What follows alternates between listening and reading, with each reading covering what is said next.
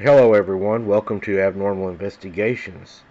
As you know, tonight at 8 o'clock we're going to be showing some lies that's been told about me and my family. If you're interested in the truth and what's been going on in my family, then you'll want to attend the live tonight at 8 o'clock. If it doesn't matter to you, then skip the live. That way you don't have to listen to it. That's why I separated it from tonight's show. That way if you wanted to hear, you could hear, and if you didn't, you wouldn't have to. It's important to me to put the truth out. It's, I think it's important to show the truth to clear my name on some very bad things that's been said. This encounter, guys, is a little bit different than most, and I think you're going to enjoy this one. I think it's a little weird to me, a little scary, but we'll get into it, and I'll wait to see what your all thoughts are in the comments. Again, I appreciate each and every one of you for your support. Clicking the like button, guys. That helps me so much. It doesn't cost a thing. Just smash that like button. Share this out on your social media, your Facebook, wherever. It means a lot to me. I'm sharing my encounter with a mysterious creature that my friend also witnessed.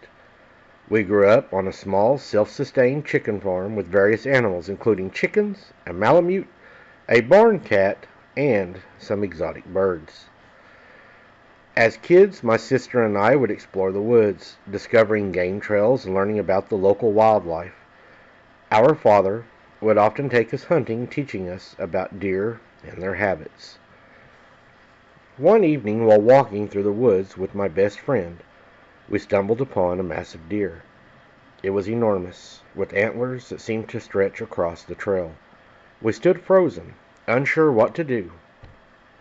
Suddenly, the deer vanished into thin air. Years passed, and I began to suspect that the deer, which we'd nicknamed Oscar, was not a normal animal. Its size, behavior, and ability to disappear made me question its existence. As I grew older, I started to experience strange occurrences on the farm. Our chickens would be killed but not eaten. The malamute would be blamed, but I knew it wasn't him. The killing seemed to coincide with the deer's appearances.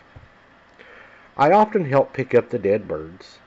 We slaughtered many of them ourselves, so this didn't bother me. I never questioned why our dog would kill so many birds and only eat one. As a farm kid, I was told that wolves were bad, and because malamutes tend to have a large percentage of wolf genetics, it was just his animal DNA kicking in.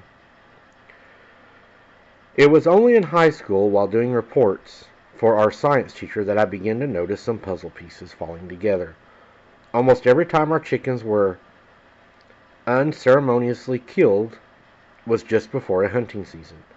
A few weeks afterward, my father would come home, boasting that he saw a large deer out in the woods. That one, it would be mounted in the house someday, but always the one that got away.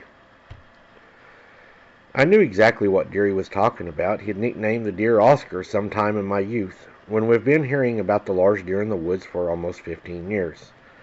And you know that the average white-tailed deer live for about 4.5 years. You get a little skeptical.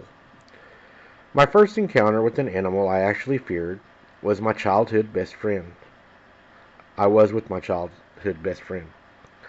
We were about 9, and I wanted to boast and show off the property I grew up on. My father had large, deep trails wide enough for his tractor throughout the woods. It was a large, square, 30-acre lot. We had a path following the perimeter of the property and another one crisscrossing the square and a half from both directions. There were many other trails as well. The pine woods were alive with life, and we would often follow game trails, sometimes nearly 50 acres into the neighbor's property. We walked up behind the barn on the north side of the property, following the main trail back to what we had owned. I've read a book which was published on the farm about 20 years ago that my own family had lived on. It was telling about the property and previous owners. We were both nerds. This kind of information was our bread and butter. Now, usually I cut the walk in half, walking through one of the crisscross sections, because, frankly, I'm lazy. But I am also proud of my home. I had a slew of new information, so we kept walking. We had gotten off the school bus about a half an hour before the encounter. Oscar was a large deer. and I know I've encountered. My mother had warned myself and my friend not to go far into the woods. It was not rut season, but it was close. The buck may get somewhat territorial, and it may charge you. Obviously, we didn't listen. Turning with the square-shaped paths, we began to walk south. This side of the property slopes downward into the middle of the woods as a large ravine we would have passed if we went my usual route.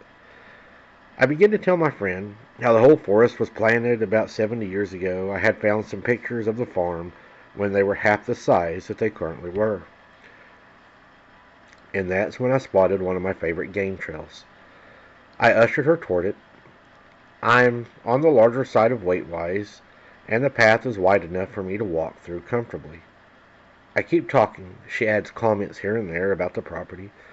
How cool it was that there was so much to know. I was just in front of her, and she bumped into me. I'd gone quiet for the first time in close to an hour. A massive deer stood before us. There were 2 trees, and this time it was probably 4 or 5 yards from us. I'd grown rather fast as a kid, and my arm span would have been too short to fill the gap between the trees. My friend steps out from behind me, confused. She gazes past me at the deer as well. We're silent. We're both taking in every detail of this creature. The deer was on the main trail. The game trail we followed cut off to the southeast corner of the property. To avoid walking down a very steep hill, I'm afraid of heights, so I avoided the side at all costs. Before us, the best way I can describe it, the deer, if you were to take an image of it and paste a document and scale it up to almost 3 times the size of an original deer, the antlers alone could be seen on either side of the trees, blocking us from the creature. I remember the dull thud they made when it bumped them against the trees, as if telling us, "You're lucky these are here." We stood there deathly still until we weren't.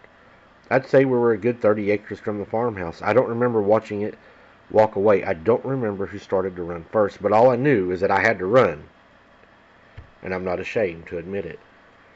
We took off running as fast as we could, and I admit, I needed to outrun my best friend. I'm not very fast, nor do I have much endurance. This walk usually winds me down anyways, even now.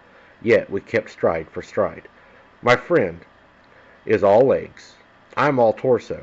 2 of my steps were one of hers.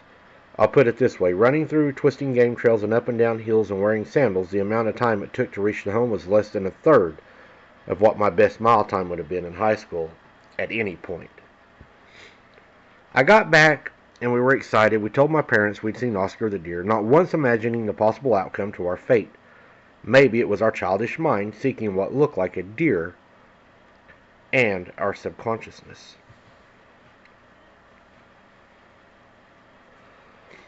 But there was no way Oscar was just a simple white-tailed buck. About a week after this, my father took me hunting. As I mentioned before, I'm terrified of heights. Does he care? Nope. So up I go into a deer stand, holding onto a thick pine, much like the one Oscar had snapped with his horns. Unlike the walk turned run earlier on, it was cold and foggy. I'd been allowed to stay home from school, a not so uncommon occurrence in small farming communities. This would be the only year I would ever go hunting. As I sat in the stand, mostly trying not to fall asleep, I began to turn to look around the backside of the tree. Some distance behind me, across the path, was a large deer. I was excited about to tell my father I finally spotted something, but I fell quiet. The deer had looked directly at me, even though, with the fog, I felt like it was staring point blank into my face.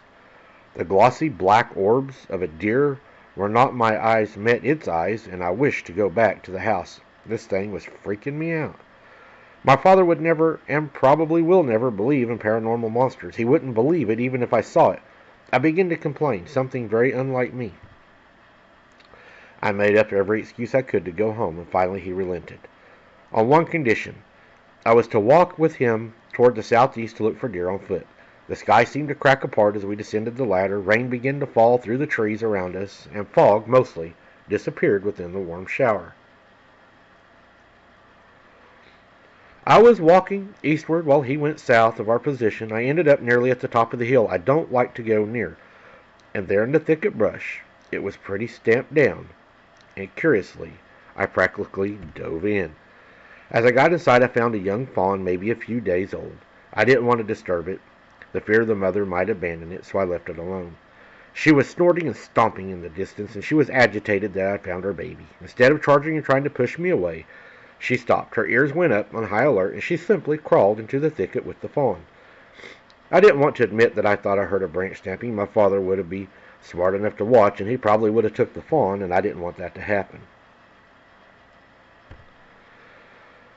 As we were headed back, I heard a sound, and as I turned around, my dad was standing there, and I heard his binoculars slap the road. He dropped them. He was frozen, couldn't move. I looked down the road, and there stood Oscar, except for Oscar was standing on his hind legs. Oscar didn't have horns at all. His horns was a stick he had across the back of his neck with both of his arms at the back carrying it, kind of like when you would do a military press with weights. He started swaying it back and forth, twisting his waist. It was the most scary, odd-looking thing you'd ever seen. And then it ran off on two legs into the woods and over the hill. Me and my dad have not spoke about this to this day.